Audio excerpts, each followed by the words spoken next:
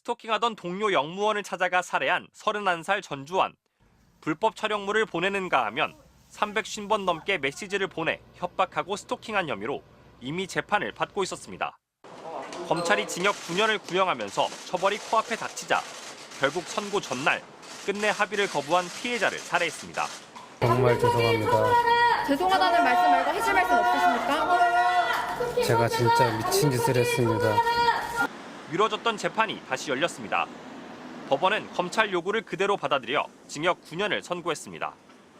그러면서 피해자가 신고해 경찰의 경고문을 받은 뒤에도 재판에 넘겨져 수차례 반성문을 낸 뒤에도 피해자를 다시 찾아갔다고 질타했습니다. 전주환은 마지막까지 처벌 수위를 낮추려는 의도로 보이는 발언을 이어갔습니다. 재판이 시작되자마자 손을 들어 발언 기회를 얻더니 국민들의 집중된 시선과 언론 보도가 시간이 지나 누그러지길 바란다며 지금 수사를 받고 있는 살해 범행과 합쳐 나중에 재판받게 해달라고 요청한 겁니다. 재판부는 따로 선고해야 한다며 받아들이지 않았습니다. 피고인이 자기 중심적인 사고를 하고 있고 진심으로 반성하고 있지 않다고 생각합니다. 피해자 유족들은 어떤 처벌도 만족스러울 수 없지만 법 테두리 안에서 큰 처벌이 이루어져 고인의 넋을 조금이나마 위로할 수 있을 것 같다는 소감을 밝혔습니다. 검찰은 전주환이 피해자를 살해한 혐의에 대해서도 조만간 수사를 마무리한 뒤 추가로 재판에 넘길 예정입니다. MBC 뉴스 정상빈입니다. 신당역 스토킹 살인 사건 피의자인 전주환이 서울중앙지검으로 이송됐습니다. 그는 죄송하단 말 말고 할 말이 없냐는 기자 질문에 자신이 미친 짓을 했다고 답했습니다. 김정우 기자가 보도합니다. 2년 넘게 스토킹하던 여성 영무원을 신당역에서 살해한 전주환. 포승줄로 양손이 묶인 채 고개를 숙이고 유치장을 나섰습니다. 마스크를 쓰지 않은 맨얼굴의 전주환은 고개를 떨군 채 입을 열었습니다. 피해자 스토킹하고 불법 촬영한 혐의 인정하십니까? 정말 죄송합니다. 죄송하다는 말씀 말고 해줄 말씀 없으십니까? 제가 진짜 미친 짓을 했습니다. 도덕살인 혐의 인정하십니까? 정말 죄송합니다. 전주환은 추가 질문에는 별다른 답변 없이 검찰로 가는 호송차에 올라탔습니다. 전주환은 경찰 조사에서 스토킹 재판에서 징역 9년의 구형을 받은 게 다 피해자 탓이라는 원한에 사무쳐 범행했다고 진술했습니다. 중형이 구형된 지난달 18일 범행을 결심했다는 겁니다. 이후 전주환은 교통공사 내부망에 4차례 접속해 피해자의 집 주소를 확인하고 5차례나 찾아가는 등 행동을 본격화했습니다.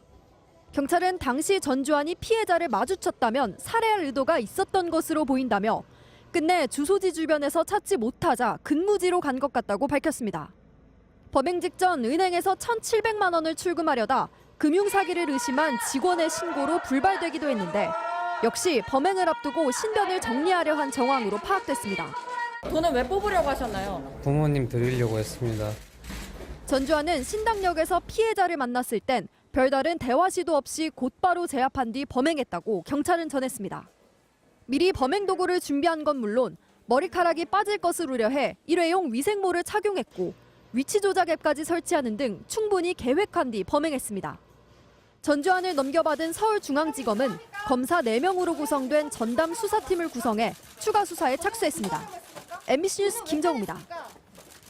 판사님께서 엄중한 처벌을 내려주실 것이라고 굳게 믿습니다. 신당역 스토킹 살인 사건 피해자의 마지막 탄원서 내용입니다. 가해자 전주환은 오늘 검찰에 넘겨집니다. 이유경 기자입니다. 사건 이후 첫 공식 기자회견을 연 신당역 스토킹 살인 피해자 유족 측은 이번 사건의 본질은 2년여에 걸친 스토킹과 살인이라며 피해자의 명예회복을 강조했습니다. 그러면서 피해자가 재판부에 제출했던 마지막 탄원서 내용을 소개했습니다. 누구보다 이 사건에서 벗어나고 싶은 제가 합의 없이 오늘까지 버틴 것은 판사님께서 엄중한 처벌을 내려주실 것이라고 굳게 믿고 있기 때문입니다. 라고 밝히는 강하고 용기 있는 분이었습니다.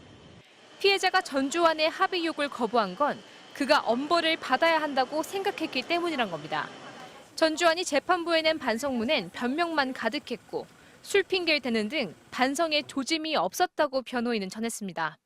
전주환이 구속되지 않았던 것에 대해선 수사기관의 잘못을 따지고 싶진 않다면서도 앞으로 다른 판단이 필요하다고 말했습니다. 수사기관과 법원에서 사건을 처리할 때 사건에 있는 피해자가 겪었을 고통도 헤아려 주셨으면 좋겠습니다. 변호인은 피해자가 생전에 아무에게도 이 사건을 알리고 싶어 하지 않았고 가족들에게 끼칠 걱정을 염려했다고 말했습니다.